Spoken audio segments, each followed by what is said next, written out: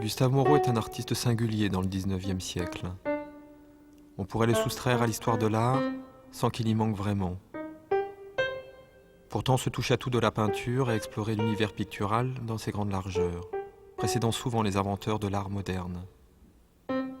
Il a imaginé et réalisé un musée dans la maison même où il vécut et travailla toute sa vie. Cette vaste bâtisse de la rue de la Rochefoucauld à Paris, qu'André Breton rêvait de visiter la nuit par effraction, contient tous les secrets de cet homme.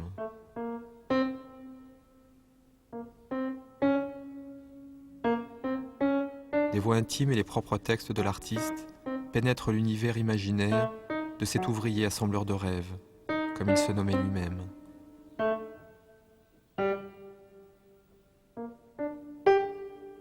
Il est nécessaire que la pensée du peintre, quelque nette, quelque profonde, quelque forte qu'elle soit, ait toujours pour la protéger et pour lui conserver son vrai caractère, une enveloppe mystérieuse qui déconcerte le spectateur et le tienne à distance respectueuse. C'est selon le format et la peinture. Alors qu'ici, on dirait qu'il a volontairement conservé sa maison et la tête de l'artiste. La carrière de Gustave Moreau.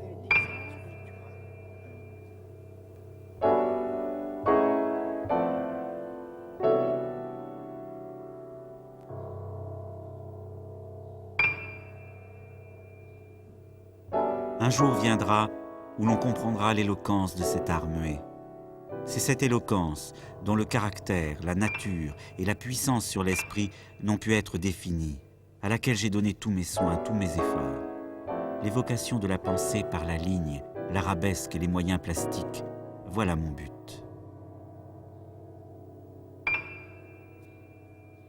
À la fin de sa vie, Moreau s'est retrouvé tout seul, d'une certaine façon.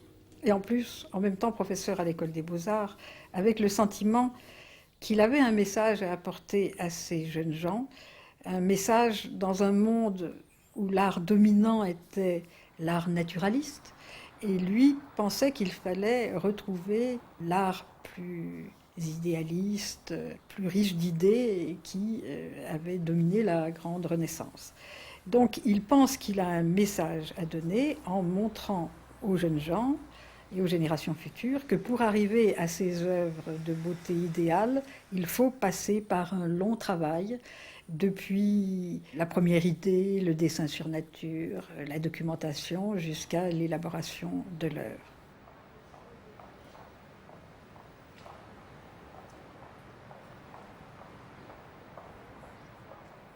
Dès les années 1880, quand il cesse d'exposer au salon, mûrit l'idée d'une grande exposition. Finalement, il abandonne ce projet pour organiser sur place un musée pour ses œuvres. C'est aux alentours de 1893, donc assez tardivement, que ce projet prend forme.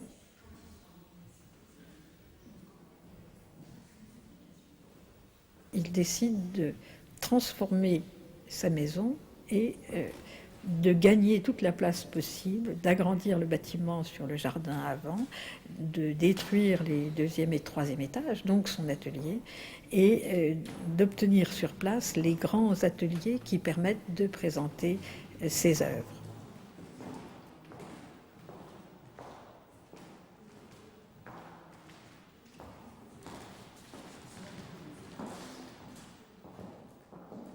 Il faut tout un ensemble d'œuvres et toute une vie d'ouvrage pour vous faire aimer, connaître une âme artiste, vivre avec lui, pour qu'il ait à vos yeux un sens, une raison d'être, qu'il soit comme une nécessité et un besoin pour vous. C'est que la vue d'une seule œuvre, même sublime, d'une perfection, d'un art et d'une science achevée, n'apprend rien de l'artiste et vous laisse absolument indifférent quant à ce qui touche le nom, la vie, les idées de son auteur, qui naît et ne devient pour vous qu'un être abstrait, qui n'a pas vécu, pour ainsi dire. Il reprend des tableaux engagés depuis longtemps pour que son musée soit véritablement non pas un fonds d'atelier laissé à l'abandon par hasard, mais un lieu où toutes ces idées pourraient, en quelque sorte, prendre place sur les murs. Il refait différemment, d'ailleurs, les compositions qu'il a vendues, afin que tout se réponde et tout soit dit dans le musée. En fait, tout Moreau est dans la maison, en photographie, en peinture, en dessin, en aquarelle.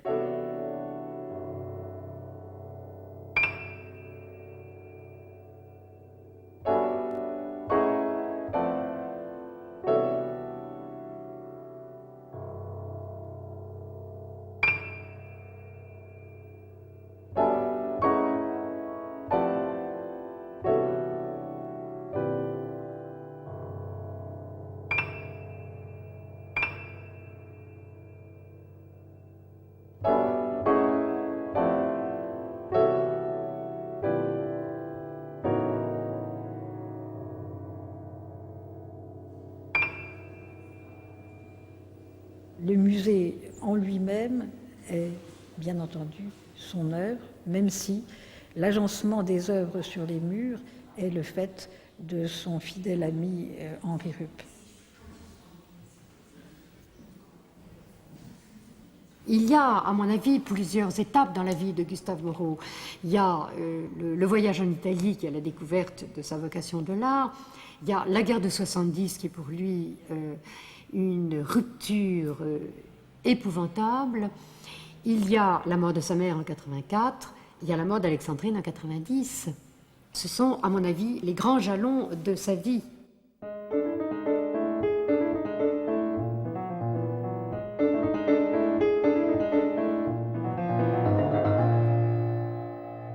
Son père est celui qui l'a vraiment poussé dans ses études classiques, qui l'a vraiment incité à ne pas abandonner lorsqu'il avait des difficultés à avancer ses œuvres. Les peintures dans les premières années lui donnaient de très très grands soucis. Donc la culture de son père, la force de persuasion de ce père qui l'incite à travailler, qui l'aide, mais qui veut être payé en retour par la gloire de son fils, sont sans doute des choses extrêmement importantes dans la vie de Moreau.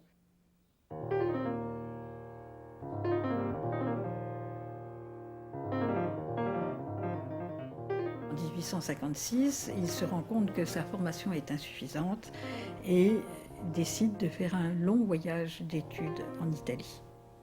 Il multiplie les copies dessinées, fait quelques remarquables copies à l'aquarelle et à la peinture à l'huile. C'est que l'Italie, pour un artiste, n'est pas ce qu'on se l'a fait dans son imagination avant de l'avoir vue.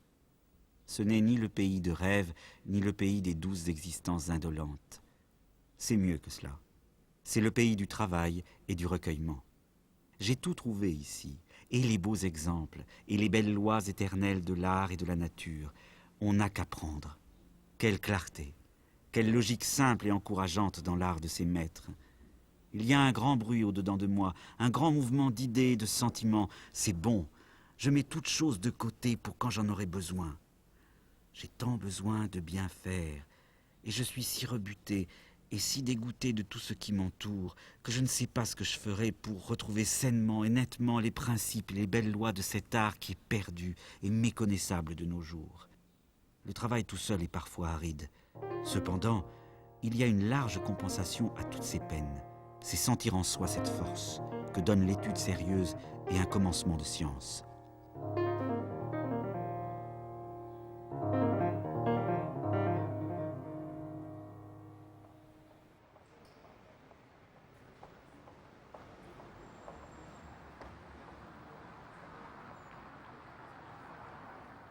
Lorsqu'il rentre à Paris à l'automne de 1859, il prépare des tableaux pour les salons. À ce moment-là, le salon est véritablement l'institution dominante. Et en 1864, il envoie un tableau, Édipe et le Sphinx, qui le fait immédiatement remarquer. La peinture d'histoire semblait morte. Moreau donne l'impression qu'il va enfin la ressusciter dans toute sa splendeur.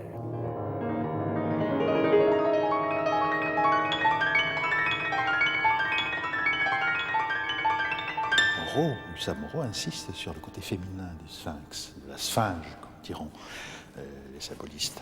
Véritablement, avec lui, ça devient un épisode de la guerre des sexes, ce qui n'était pas du tout le cas chez Ingres. Ingres suivait à la lettre l'anecdote mythologique traditionnelle.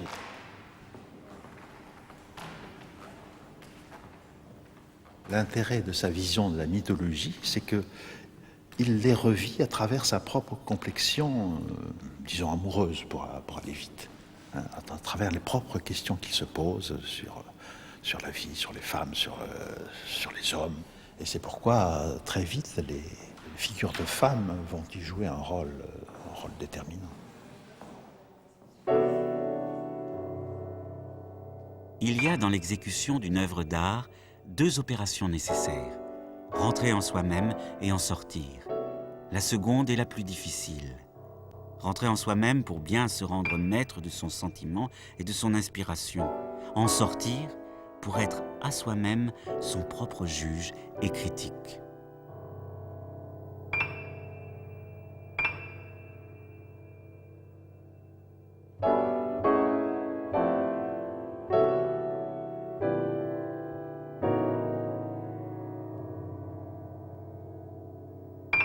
Son père meurt en 1862, avant d'avoir pu voir le premier succès réel de son fils, qui n'est qu'au Salon de 1864.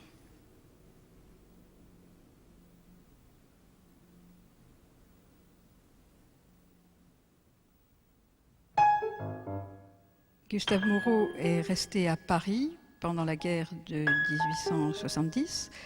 Il a même été un moment garde national.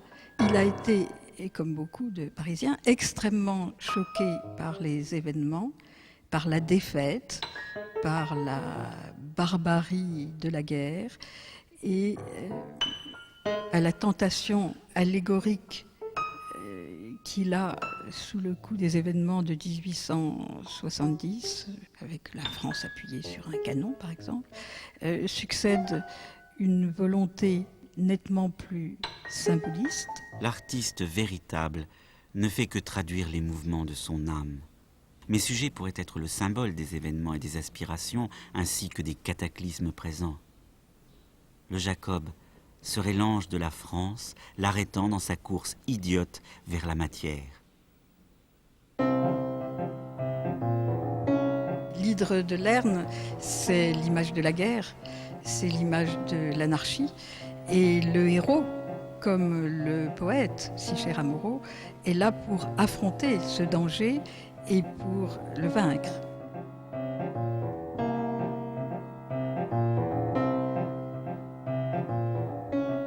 De la même façon, il envisage pour la première fois de représenter une femme fatale terrifiante qui est Salomé, se jouant de la faiblesse d'un souverain qui peut être, sous le nom d'Hérode, une sorte d'identification avec Napoléon III.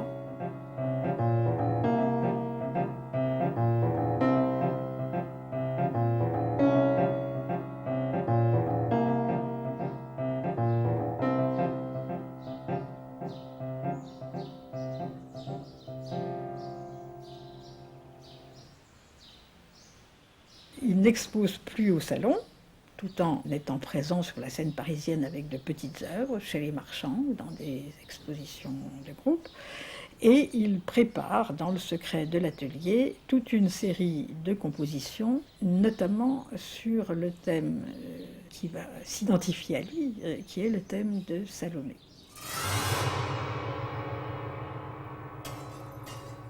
C'est un thème extrêmement fréquent à l'époque. Il est presque un des derniers à l'aborder et il semble bien qu'il l'aborde dans l'idée de représenter cette période de décadence.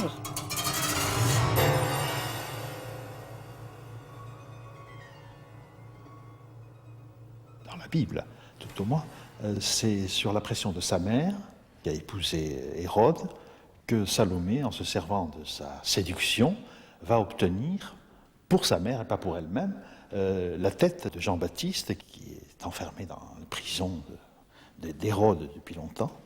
Ce n'est pas cet aspect familial qui préoccupe Gustave Moreau, c'est le fait que Salomé, en échange en quelque sorte de sa beauté, de sa grâce, de sa séduction, obtient que soit mis à mort un saint homme dans lequel, évidemment, les intellectuels de l'époque se projettent spontanément.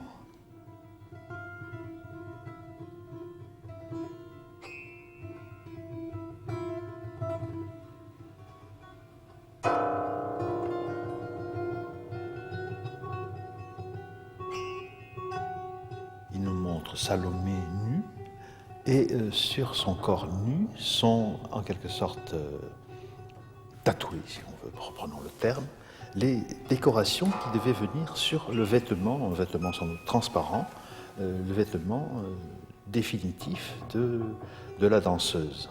Comme ce vêtement n'a pas été réalisé, on ne voit que le motif, comme si c'était en quelque sorte, comme si la broderie s'était décalquée sur la chair. Ça donne à la beauté du corps de Salomé quelque chose d'exotique, de barbare aussi un peu.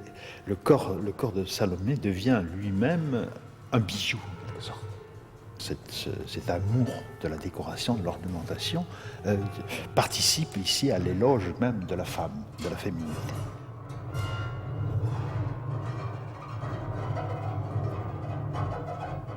La vision qu'il donne de Salomé, ce qui est exceptionnel quand même parmi les autres peintres de son époque, est celle d'un personnage absolument irrésistible, d'une beauté à la fois fine, jeune et presque candide, je dirais même, si cette prestation de beauté ne se traduisait pas par la mort d'un homme sacré.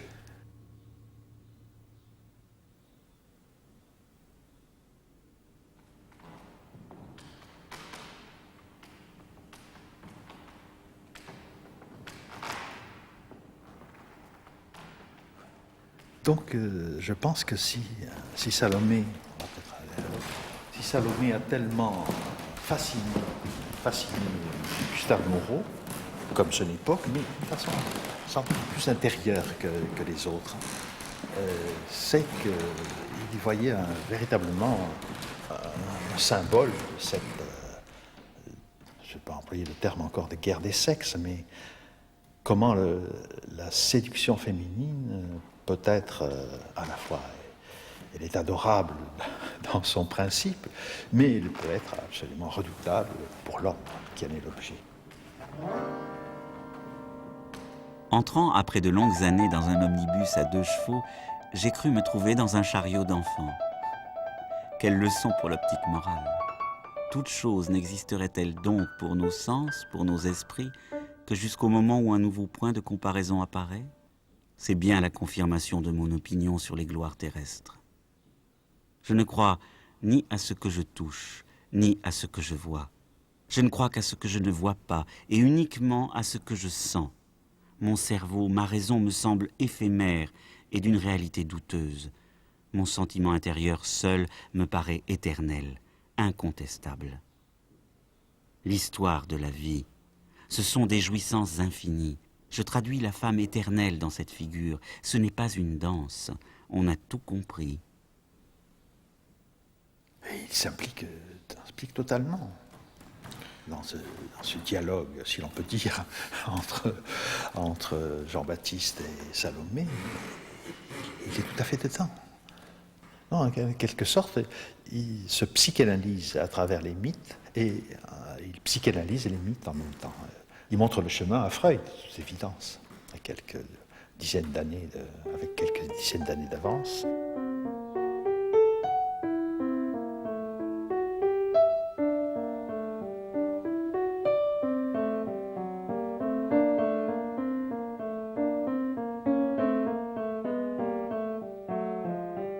C'est comme il vous plaira.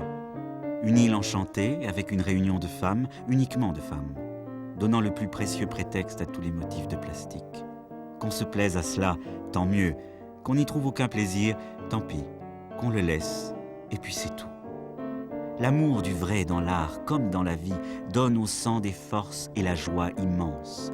Le vrai n'est pas la vérité mathématique. Ce vrai est le sens naïf, juste, sensible, tendre de ce qui vient de l'âme et du cœur. Sans ces points d'appui, l'œuvre d'art comme l'existence de l'homme ne sont qu'une chimère énervante et mortelle.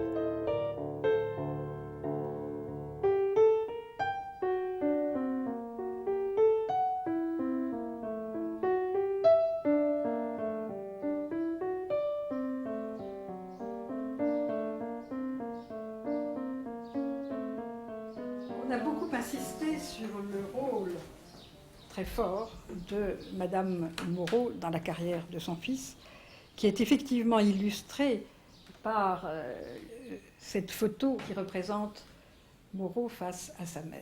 Le voisinage de sa mère, qui habitait au premier étage, alors que lui était dans son atelier du troisième étage, la présence de sa mère a été quelque chose de primordial, de permanent.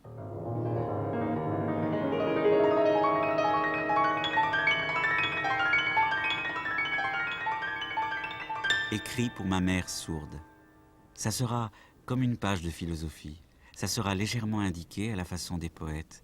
Du reste, je vais te faire un petit mémoire de tout cela. Le titre, Les chimères. L'ouvrier assembleur de rêves suppose une île enchantée, habitée pour un temps, hélas comme pour la vie de l'homme, par des êtres fantomatiques, des femmes uniquement, qui se livrent à tous les entraînements de la matière et de la passion physique. Des femmes, rien que des femmes, avec chacune une chimère, expression visible de la pensée, des désirs, des rêves de chacune. Quand je veux rendre ces nuances-là, je les trouve non pas dans mon sujet, mais dans la nature même de la femme dans la vie, qui cherche les émotions malsaines et qui, stupide, ne comprend même pas l'horreur des situations les plus affreuses.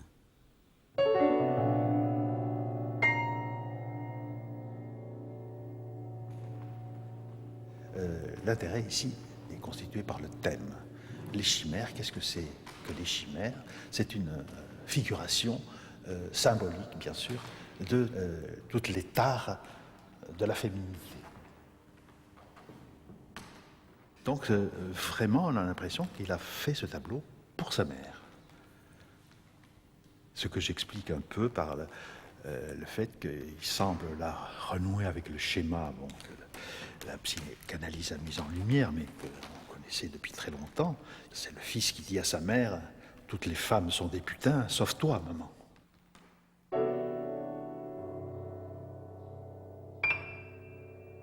Puisqu'on sait qu'après la mort de sa mère, le 31 juillet 1884, il passe par une véritable période de dépression pendant laquelle il ne travaille pas, on peut imaginer que le tableau s'est trouvé abandonné à ce moment-là et qu'il ne l'a jamais repris. Un marchand voulait d'ailleurs qu'il le finisse en 1891 et il n'en a rien fait.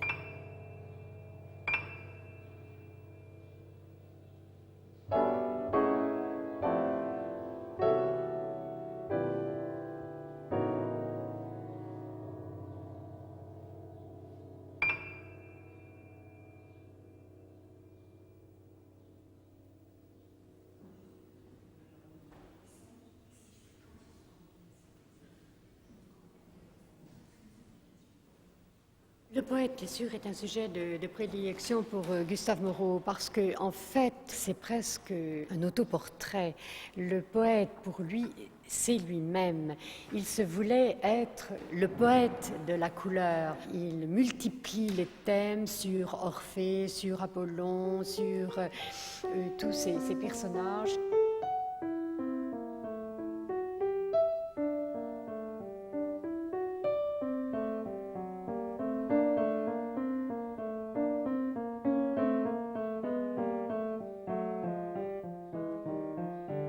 Le tableau de Tirté avait été commencé très tôt, dans les années 1860, et représente un poète grec qui, par le simple pouvoir de sa parole, peut entraîner les Spartiates à la victoire. On dit que cet homme était difforme, et donc la parole seule, l'art seul, lui donnait ce pouvoir. Je veux rendre l'homme de sacrifice et de pensée, aux prises dans la vie avec les tortures et les attaques de la brutalité et de la matière vile. Ne trouvez-vous pas l'idée bien épique? celle qui vous fait comprendre que chez les anciens, la grâce du chant et de la lyre, de la pensée en un mot, touche et coudoie souvent l'acte sanguinaire et brutal. Les Argonautes, c'est le triomphe de la jeunesse et signe hautement symboliste. La végétation semble pousser sur ce mât. Donc voilà que l'idée prime sur la représentation réaliste.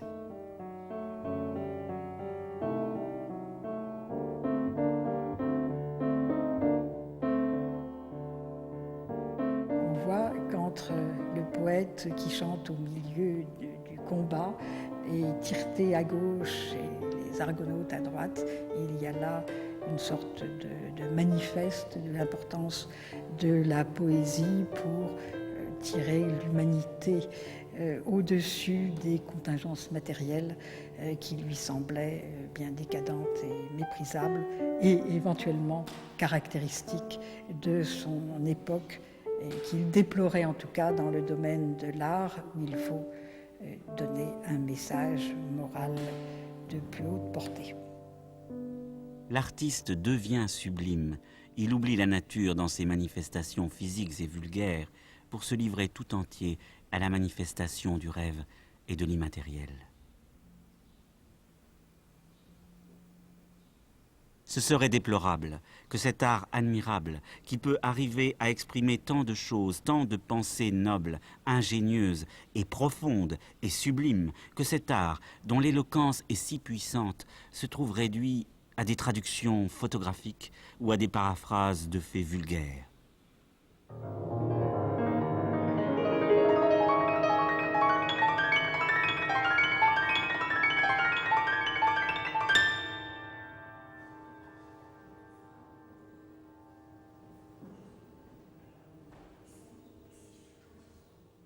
Pour faire ce poète voyageur qui n'est plus personne, ni Orphée, ni Hésiode, comme avant, il a fait poser un modèle masculin. Et ensuite, comme pour Jason, il donne l'air d'un adolescent, d'un androgyne, d'une figure presque efféminée, si l'on veut, parce que pour lui, c'était symbole de cette haute spiritualité du poète, que d'être en quelque sorte asexué et presque féminin.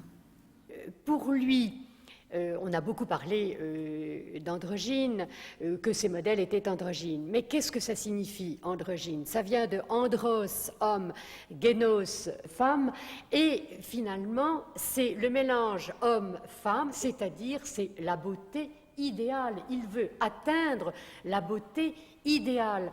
Et alors, peu importe que ce soit un homme ou une femme, pour lui, la seule chose qui importe, le seul but auquel il veut atteindre, c'est le beau.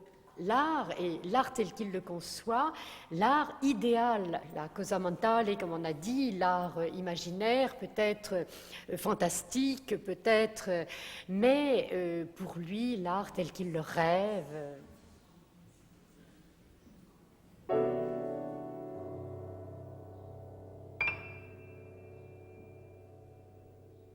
J'ai composé pour un travail décoratif et monumental un ensemble de sujets représentant les trois phases de l'humanité tout entière, correspondant aussi avec trois phases de la vie de l'homme. La pureté de l'enfance, Adam, les aspirations poétiques et douloureuses de la jeunesse, Orphée, les souffrances pénibles de la mort pour l'âge viril, Caïn, avec la rédemption du Christ.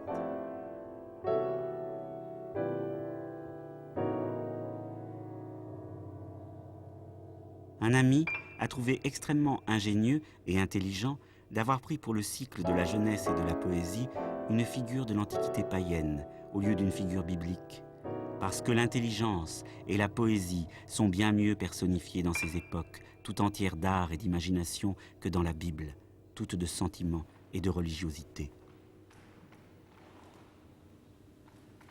Ici, on accède, comme avec quelques Lédas qui ont précédé, à un aspect différent de celui qui l'avait préoccupé à travers aussi bien Hélène, que Salomé, que Dalila et quelques autres. C'est-à-dire, ce n'est plus l'opposition du principe masculin et du principe féminin, mais leur conjonction, leur convergence. Bon, l'histoire, c'est Sémélé qui est une mortelle et qui est devenue la maîtresse de Jupiter et qui a souhaité voir son amant dans tout l'éclat de sa splendeur. Il dit oui, mais elle périt foudroyée par la démonstration même de cette splendeur qui n'est pas faite pour les yeux mortels. Ici, il n'y a plus opposition, mais il y a convergence, même si elle se solde par la destruction, cette fois-ci, non pas du principe masculin, mais du principe féminin. Il y a une espèce de synthèse surhumaine, en quelque sorte.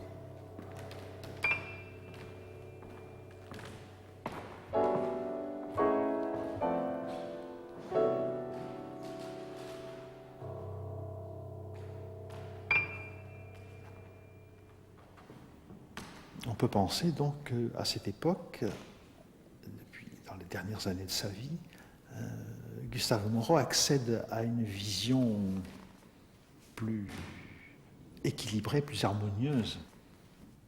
Et par là, on peut penser que sur ce plan, sa relation personnelle et philosophique avec la féminité, Moreau est mort apaisé.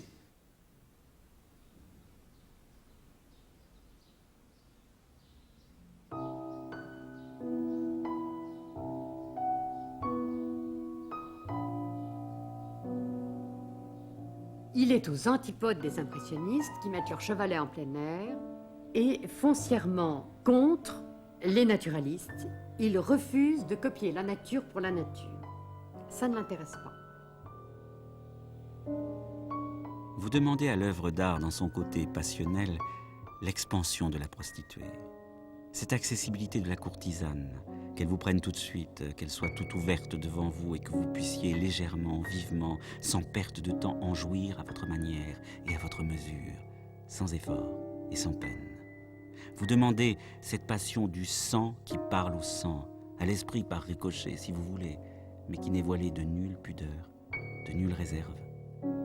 Aussi qu'aimez-vous le mélodrame, la féerie, l'énorme, l'excessif, le violent, l'éclatant et toutes ces œuvres de passion bêtes, si passion il y a toutefois, vous trompent. Allez, vivez avec ces œuvres, elles sont faites pour vous et pour elles. Vous mourrez dans une heure.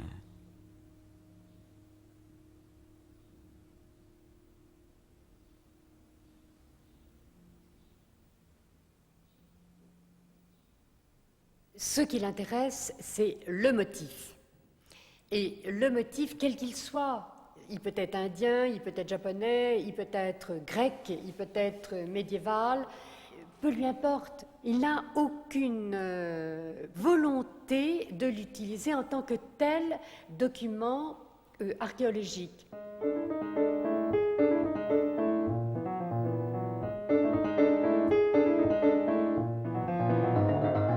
Un vrai mouvement de passion, de sentiment, ne peut jamais être donné par le modèle, ni exécuté absolument en nature.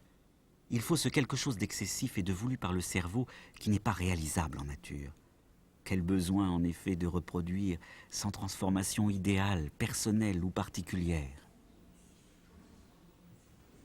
Le symbole n'a pas de garant extérieur, de garant réaliste, et il faut toujours le retravailler justement. Il n'a de réalité que s'il est retravaillé, pensé et affiné en tant que code, et je crois que ça, Gustave Moreau le fait à la perfection. Il filtre toutes les données archéologiques qu'il peut avoir à travers la littérature telle qu'elle est perçue à la fin du XIXe siècle, et Gustave Moreau les triture, ou tout au moins les incorpore à sa peinture. Il ne faut jamais oublier que ce que fait Gustave Moreau, ce n'est pas du symbole, même pas du symbolisme, c'est essentiellement de la peinture.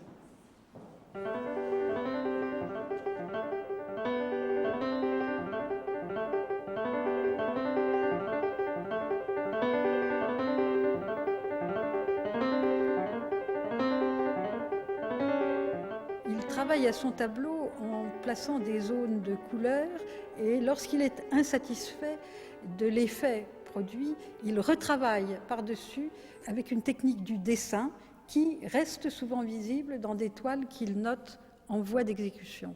Et s'il a noté cela très précisément à la fin de sa vie, c'est pour que nous sachions qu'elles ne sont pas, à ses yeux, complètement finies.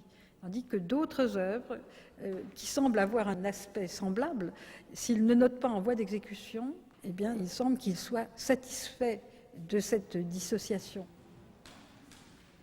On a longtemps opposé Ingres et Delacroix parce que l'un représenterait le dessin et l'autre la peinture, et qu'on avait pensé que les deux ne pouvaient pas se superposer. Alors que Gustave Moreau montre que même s'il y a brouillage et même s'il y a décalage, il peut y avoir superposition des deux.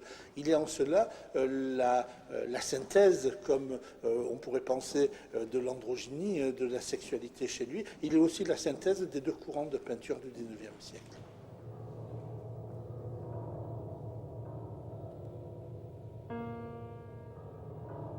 Notez bien une chose, il faut penser la couleur, en avoir l'imagination. Si vous n'avez pas l'imagination, vous ne ferez jamais de la belle couleur. La couleur doit être pensée, rêvée, imaginée. Comme un rêve est placé dans une atmosphère qui lui est propre, de même une composition, devenue composition, a besoin de se mouvoir dans un milieu coloré qui lui soit propre. Il y a évidemment un ton particulier attribué à une partie quelconque du tableau qui devient clé et gouverne les autres. Tous les personnages, leurs dispositions relatives, le paysage ou l'intérieur qui leur sert de fond ou d'horizon, leurs vêtements, tout enfin doit servir à illuminer l'idée générale et porter sa couleur originelle, sa livrée pour ainsi dire.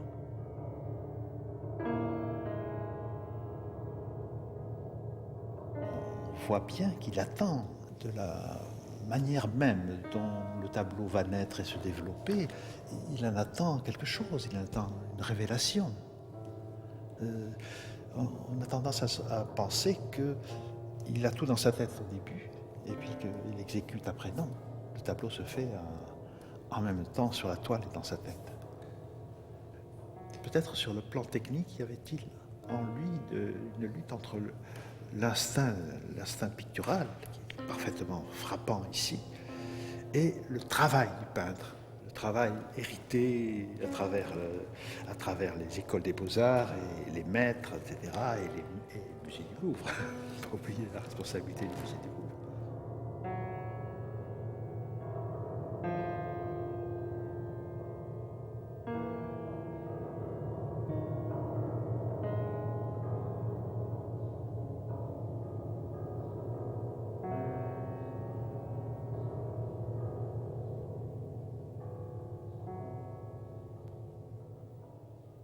Il croit véritablement qu'il a un rôle à jouer dans la société. Le succès commercial ne lui suffit pas. Dès 1882, il rêve d'entrer à l'Académie des Beaux-Arts. Il n'y est admis qu'en 1888. Il accepte quelques années plus tard, à l'automne de 1891, de devenir professeur, et son enseignement a fasciné ses élèves. C'est essentiellement par sa parole qu'il leur a permis de trouver une nouvelle manière de peindre.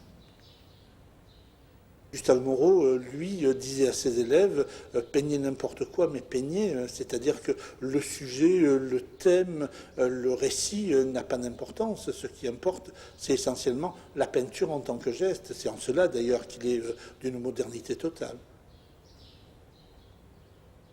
Il n'y a pas une école précise, il ne va pas amener un esprit précis, mais il va amener un goût profond de la peinture.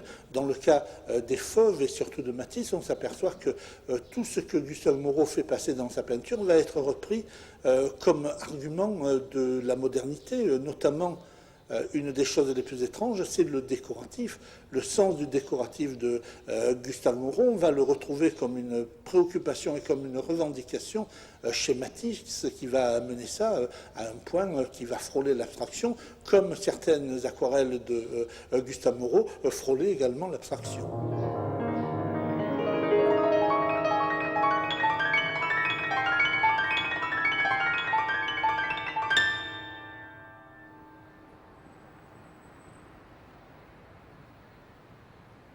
printemps de 1895, il prend la décision d'agrandir sa maison pour y installer son musée et les travaux débutent dès le mois de juillet de la même année.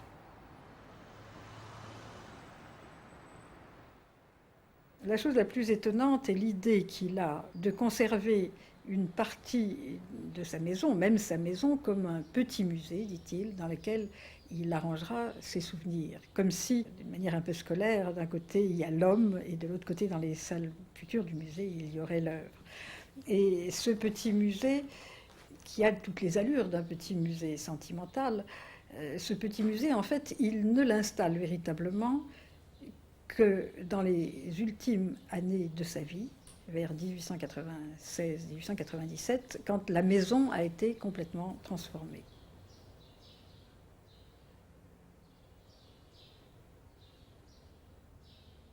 Dans le couloir, il y a 2 œuvres de lui, mais il y a essentiellement les œuvres de ses amis ou des œuvres admirées.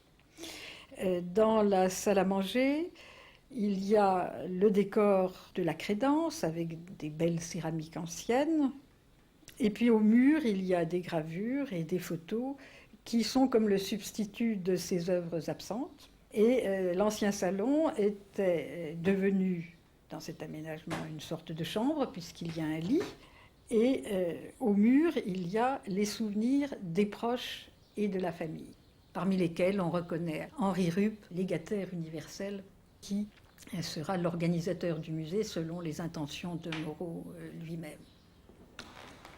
La dernière pièce, que l'on intitule le boudoir, contient maintenant les souvenirs de son amie Alexandrine Dureux. Et c'est assez intéressant de penser que c'était précédemment une pièce qui lui était attribuée à lui dans sa maison, après avoir été une pièce qu'occupait son père. Ce jeu de substitution me semble très caractéristique de la psychologie de Moreau.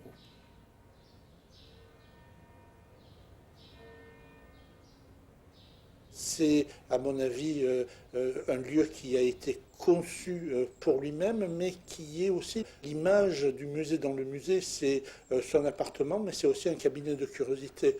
Ce sont les curiosités en général, mais c'est aussi ce qui lui sert pour son propre travail. C'est-à-dire que c'est le musée de son propre travail qui va devenir le cœur, entouré par l'espèce de derme ou de graisse que sera l'œuvre et que seront les étages visitables. C'est-à-dire c'est au centre d'un dispositif ouvert, un dispositif fermé. Et c'est ce décor que Henri Rupp dit ne pas toucher, à tel point qu'on a cru un moment que Moreau, plus fou qu'il n'était, aurait laissé tout dans la situation où c'était à la mort de sa mère. Ce n'est pas vrai, c'est un aménagement complètement neuf, une sorte d'accumulation symbolique, un peu à la manière d'artistes contemporains, de nous maintenant, qu'il fait dans les dernières années de sa vie, pour que ce lieu où il avait été heureux reste pour l'éternité, consacré à tout ce qui lui avait importé et qui l'avait rendu heureux dans sa vie quotidienne.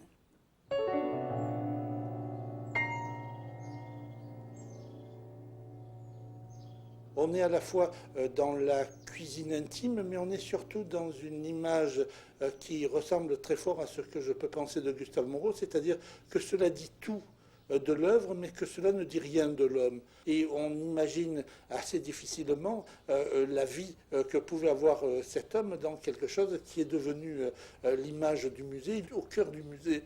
On a toujours l'impression que Gustave Moreau ne peut être que l'objet de son propre musée et qu'un des objets de sa propre œuvre.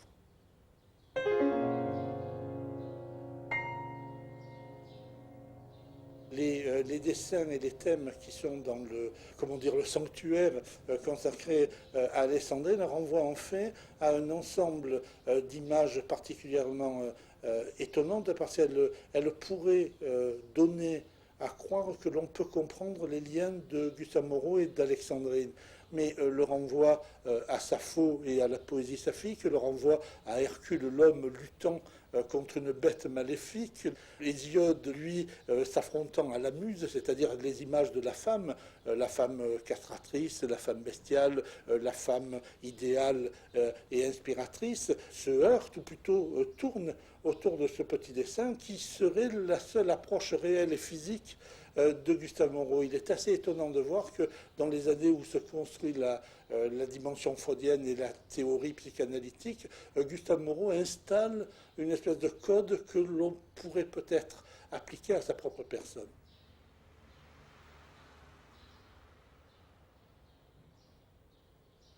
Il est près d'elle lorsqu'elle meurt.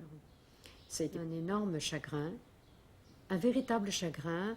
Il est difficile, bien sûr, parce qu'il était extrêmement pudique de toute sa vie intime, de savoir exactement quelle relation il a eue avec cette femme, mais il semblerait qu'il ait été aimé et qu'il l'ait beaucoup aimé. Ce tableau d'Orphée est une des rares œuvres dont on ait la certitude qu'elle était autobiographique et personnelle, puisqu'un dessin préparatoire qui montre seulement Orphée sur un petit îlot dans un lac, dans la même position, désespéré, porte la mention à la mémoire de la chère A. D. Alexandrine Dureux. L'âme est seule. Elle a perdu tout ce qui était la splendeur, la force et la douceur. Elle pleure sur elle-même, dans cet abandon de tout, dans sa solitude inconsolée. Elle gémit, et sa plainte sourde est le seul bruit de cette solitude de mort. Une lampe au fond d'une crypte funéraire répand sa lumière attristée et douce, sa flamme tremblante brûlant toujours. Le silence est partout. La lune apparaît au-dessus de l'édicule et de l'étang sacré, clos de murs. Seules, les gouttes de rosée tombant des fleurs d'eau font leur bruit régulier et discret, ce bruit plein de mélancolie et de douceur, ce bruit de vie dans ce silence de mort.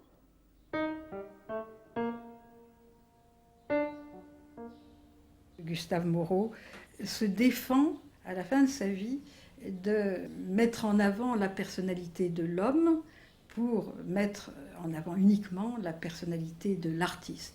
Mais tout cela est effectivement en contradiction avec cette idée incroyablement sentimentale de prendre possession des lieux pour l'éternité avec ses propres souvenirs personnels.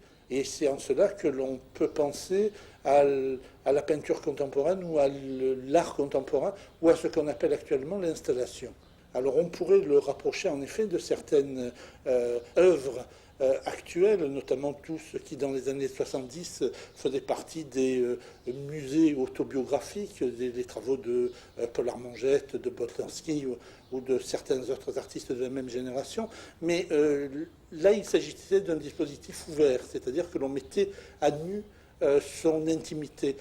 Pour Gustave Moreau, je crois que son intimité n'a jamais été mise à nu et que même maintenant, on ne sait rien de son intime, si ce n'est ce petit musée. Ce qu'il y a dans mon atelier, je l'ignore. Un artiste est trop intéressé dans la question. Si j'ai mis dans mes œuvres quelque chose qui mérite de vivre, cela vivra malgré tout. Si je me suis trompé, cela ira où vont les choses médiocres. J'ai trouvé dans le culte passionné de mon art et dans un travail acharné des jouissances inexprimables. J'ai ma récompense. Je ne demande rien. Le musée en lui-même est, bien entendu, son œuvre, le chef-d'œuvre de ces derniers jours.